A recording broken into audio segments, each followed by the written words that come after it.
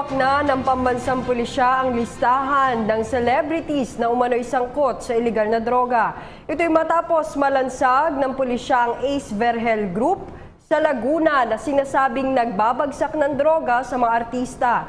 Ayon kay PNP spokesperson Senior Superintendent Jonardo Carlos, ang mga celebrity na umano'y drug personalities ay maaaring mga user o pusher. Gayunman, hindi muna isa sa publiko ng PNP ang naturang listahan at ipagpapatuloy ang pangangalap ng ebidensya para sa mas pinalakas na kampanya ng PNP laban sa iligal na droga. Meanwhile, Senator Richard Gordon supports President Duterte's decision to allow the burial of former President Marcos at the libingan ng mga bayani. Gordon believes that rules on who are qualified to be interred at the Hero Cemetery should be followed. Dapat naman pa talaga binilibing yan. Kaya lang, pinag-aahati natin. Buhay pa si Marcos. Alam mo kung bakit pinag-aawayan pa natin. Dapat tapos na yan. Dapat we move forward.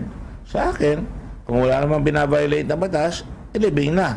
Kung ayaw nila doon sa libingin ng bayani, gusto ko nga magsusug lahat ng presidente, kay bayani o hindi, dito ilalagay. Pumunta ka sa Malacanang, nandun ang litrato ni Marcos, nandun ang litrato ni Macapagal, nandun lahat ang litrato ng mga dating presidente. Hindi naman nangahulugan bayani sila. Kung hindi ka naniniwala hindi siya bayani, nasa iyo na yan. Sabihin mo sa ibang tao. Pero pigilin yung batas. At yung batas nakalagay doon, ay pwede siyang ilibing doon. Kaya kung talagang makahati pa ang bayan, kung ang Pangulo ng Pilipinas, maglabay kayo ng ibang lote dyan. Lahat ng Pangulo dyan natin ilibing para walang gulo. Tumagal ng higit 4 na oras ang pakikipag-usap ni incoming PNP Chief Ronald De La Rosa kay President-elect Rodrigo Duterte nitong linggo ng madaling araw. Sa panayam kay De La Rosa, inamin ito na isa sa napag-usapan nila ni Duterte ang 50 milyong pisong patong sa ulo nila ng ilang big-time drug lord mula sa Bilibid. Ang tugon lang daw dito ni Duterte, just laugh at it. Really? Yeah. No added security measure? Wala. Sanay naman si Mayor dyan. Alam naman yan. Sanay siya dyan sa treat na yan. Daily niya yan na kinakain yung treat na yan. kahit may banta sa buhay, walang planong magdagdag ng bantay si Duterte, lalo't maximum security naman daw ang ipinapatupad ng Presidential Security Group. Hindi naman kinumpirma ni De La Rosa kung ang drug lord nga na si Peter Ko ang utak ng planong pagpatay sa kanila tulad ng lumalabas sa social media. Mamaya, mamatayan si Peter Ko. Akong pagbibintangan ninyo, ha? Hindi ko kilala yan. I don't know him. I will not confirm that. Kung alam ko man, akin na lang yun. Kung kilala nyo siya ba, kung sino yung tao na yan, just please extend my regards to him. May mensahe rin si De La Rosa sa mga gustong magpatumba sa kanya. Hindi na nila ako kailangan takutin dahil matagal nang naubos yung takot ko. Wala na akong takot na naiwan. Ang naiwan na lang sa akin is tapang. Si Duterte naman, ito lang ang naging tugon. Short last one. Chief of Police ng Albuera, Leyte na si Police Chief Inspector Juvie Espinido naniniwalang nasa bansa lamang si Kerwin Espinosa. Mula sa Albuera, Leyte may report si Marita Muaje. Naniniwala si Albuera, Leyte Chief of Police Juvie Espinido na nandito lamang sa bansa si Kerwin Espinosa. Hinihinalang isa sa pinakamalaking drug lord dito sa Eastern Visayas. Taliwasan ang unang impormasyon na nasa Malaysia ito. Bagong talagang Chief of Police lamang dito sa Albuera sa Espinido, subalit ayon sa kanya, matagal nang alam hindi lamang ng mga taga rito kundi maging ng mga otoridad na nasa iligal na gawain ng droga si Kerwin at ang ama nito na si Mayor Rolando Espinosa Sr.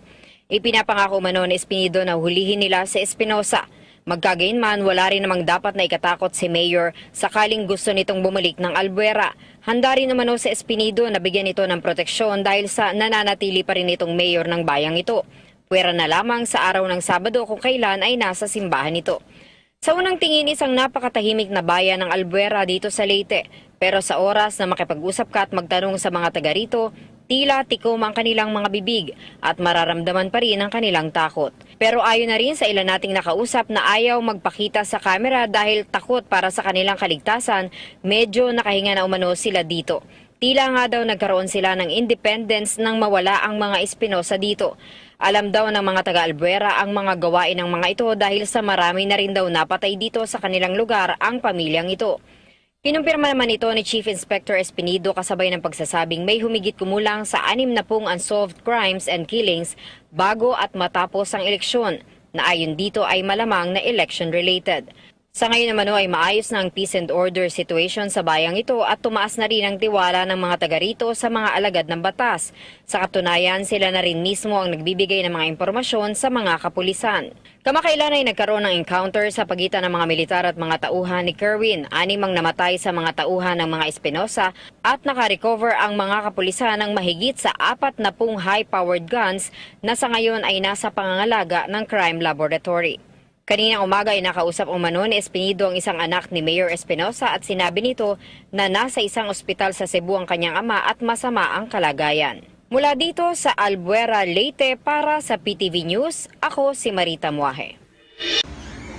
Ako po si Cathy San Gabriel. Subscribe na sa PTV YouTube channel. I-click lang po ang subscribe button.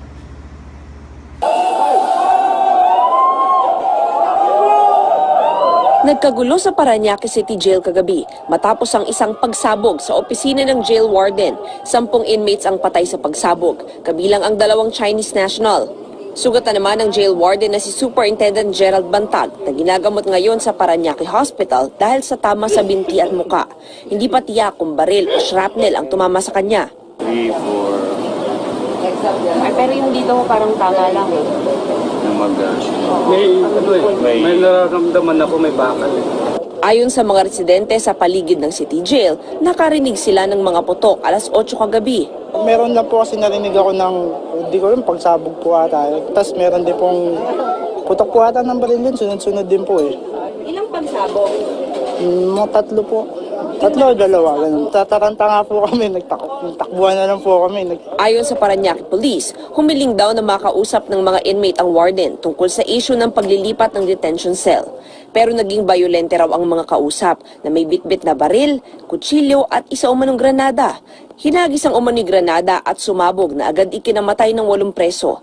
Dead on arrival naman sa ospital ang 2 pa. Kasama nung 10 inmate, no? Ay yung warden at tag-iisa lamang siya. Hindi nga natin pa ma-establish kung ano talaga yung dahilan ng pangyayaring ito. Ang importante po, stable na po ang sitwasyon sa loob at nagsasagawa po kami ng malalimang investigasyon. Sa kalagitnaan ng investigasyon, nag-noise barrage ang mga inmate mula sa bintana. Napasugod naman sa City Jail ang pamilya ng mga inmate. Pati na sa ospital ng Parañaque kung saan dinala ang mga namatay dahil hindi pa malinaw noon kung sino-sino ang mga ito. Yung pamangkin ko nagsabi sa akin na meron nga daw sumabog doon. Maraming tao doon eh. Hindi ako doon kaya dito muna ako punta. Baka ako meron ng dinadala. Siyempre, ako nag-aalala ako sa anak ko. Bandang 1:30 naman ang ilabas ng ospital ang katawan ng 2 nasawing inmates na sina Yonghan Kai at Jonathan Ilas. Name of the casualties at the Parañaque Jail. Kagabi nakarating na rin sa Pangulo ang pangyayari. Binasa niya ang report at ang listahan ng mga nasawi.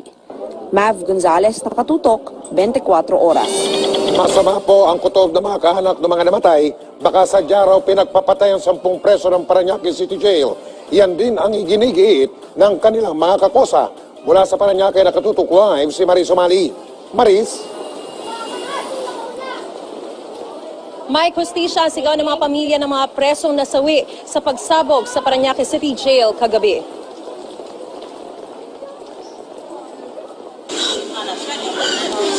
Napahagulgol si Cindy nang malamang kabilang sa 10 namatay kagabi ang pinsan niya si Warren Manampen, 35 anyos na nakulong dahil sa drug case.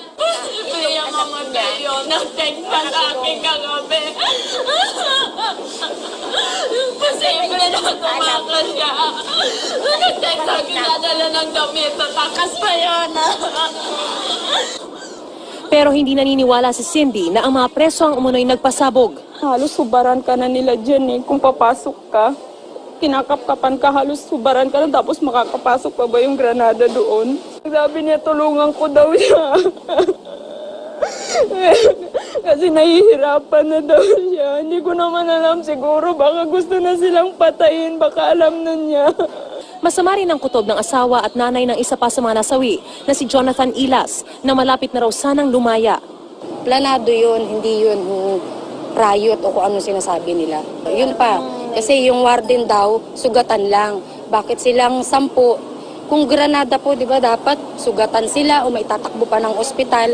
On the spot, patay na silang 10. Dapat naman ayusin ni Duterte yan bilang president natin na nag-utos kung ano-ano pa man.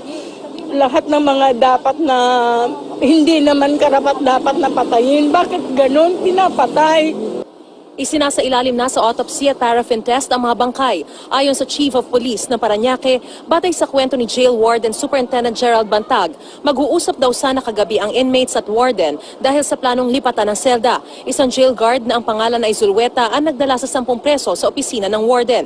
Umamin daw ang jail guard na hindi niya kinapkapan ang mga preso. Nakatalikod daw ang warden dahil nagsisipilyo habang nasa kanyang opisina na ang 10 inmate. Habang nakatalikod, nakarinig siya ng putok na nauwi raw sa shootout. Yung granada posible raw nahulog habang nagkakabarilan. Teorya ng pulisya, posibleng balak i-hostage ang warden para makapuga ang mga preso. Patuloy ang investigasyon. Pero iba ang kwento sa sulat na ibinigay sa amin ng mga preso. Wala raw riot na nangyari kagabi at mapapatunayan pa raw ito ng CCTV. Sinadya umanong patayin ang mga kakosa nila dahil sa kaso ng droga. Matapos hagisan umano ng granada, nakarinig daw sila ng 2 pagsabog sa pinagbabaril na ang mga preso. Ayon kay Jail Senior Inspector Xavier Solda, tagapagsalita ng BJMP, pinaiimbestigahan na nila ang bagay na ito at sinigurong hindi magkakaroon ng whitewash. Pero anya, hindi naman daw nakita ng mga preso ang insidente. Sa gitna nito, nag-aalala para sa iba pang preso ang mga kaanak na sumugod sa labas ng Parañaque City Jail. Ang sugatan jail warden na natili sa ospital ng Parañaque pero ililipat daw sa ibang ospital para operahan at tanggalin ang mga shrapnel sa kanyang katawan.